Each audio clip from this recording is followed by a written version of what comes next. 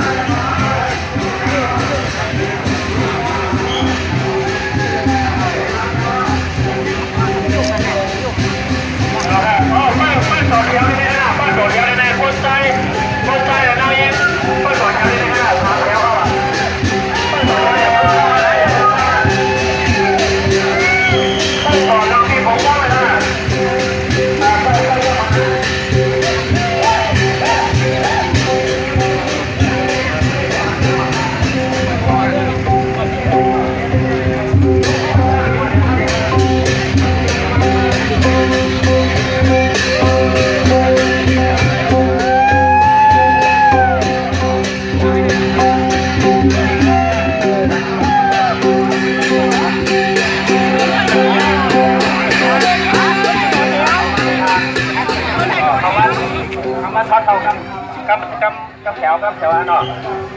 คนซ้ายอยู่ทางซ้ายคนซ้ายอยู่ทางขวาคนยิงอยู่ทางซ้ายนะฮะพาเขามาฮะคนยิงอยู่ทางซ้ายคนซ้ายอยู่ทางขวาเนี่ยฮะเนาะอยากจะเป็นทางแถว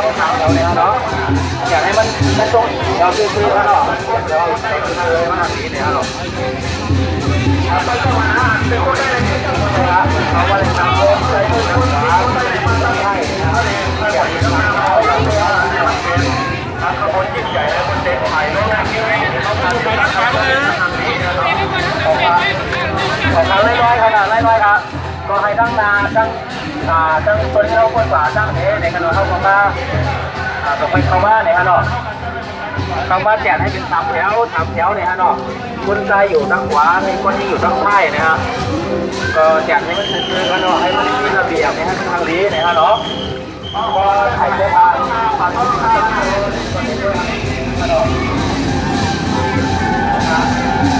วไม่ร้อยกันเนาะวันที่เขาพออยู่ทางซ้ายก็เจออยู่ทางขวาเนี่ย3 แถวเนี่ยฮะเนาะอย่าเบรกจากแถวกันเนี่ยฮะเนาะ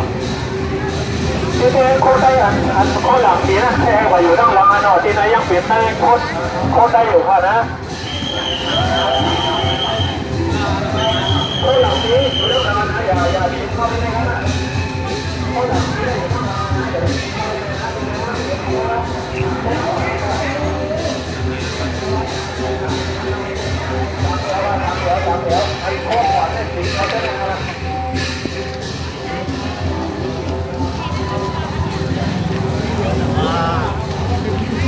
โคตรได้ติดเข้าไปในโคตรได้ติดเข้าไปในอันเจอโคตรได้ในคือปัจจัยอย่างนั้นโคตรได้ติดเข้าไปในฮะอันนี้ในคือปัจจัยอย่างนั้นเนาะอันโคตรได้หลังนี้ในเข้าไปในครับโคตรได้หลังนี้เข้าไปในเชื่อตัวขบวนในมันเป็นขบวนท่าราชการในประเทศตั้งประเทศไทยทางแต่งเงาเลยถ้าเราไปตั้งทางนี้ถ้าเราไปตั้งเราเกี่ยวกับผลเรื่องเลยใช้พวกอะไรเก็บตั้งเสริมเป็นขวัญนอนอันเดิมเดี๋ยวเอามาตั้งว่าไปตั้งเลยตั้งเนาะโคตรเดิมเข้าในโคตรเดิมโคตรได้สีเดิมเข้าในอันเป็นโคตรได้กว่าด้านหลังนั่นเนาะ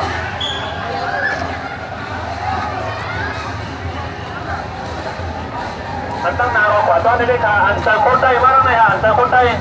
ด้สีขอดสีเหลืองมันมาตั้งไหนฮะสีเขียวก็มาตั้งหลังฮะ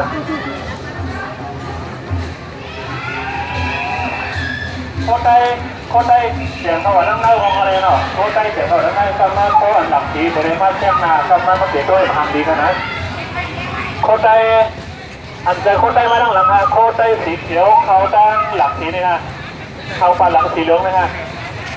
ก็ได้สีเหลืองสีเหลืองสีเขียวไอ้ข้อก็ได้สีเหลืองสีกับสีฟ้าเส้นในเขา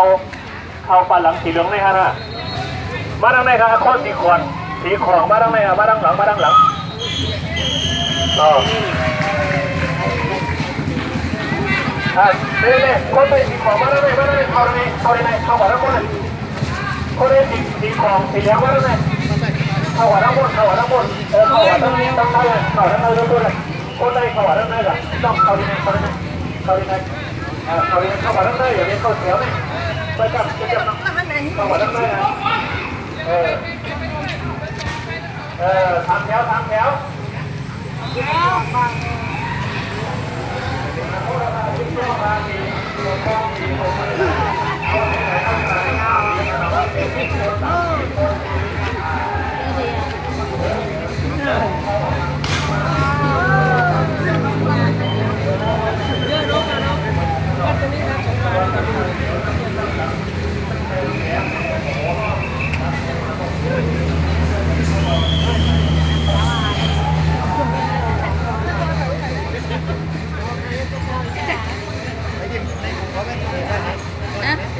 เราไม่มีชุดแบบนี้เลย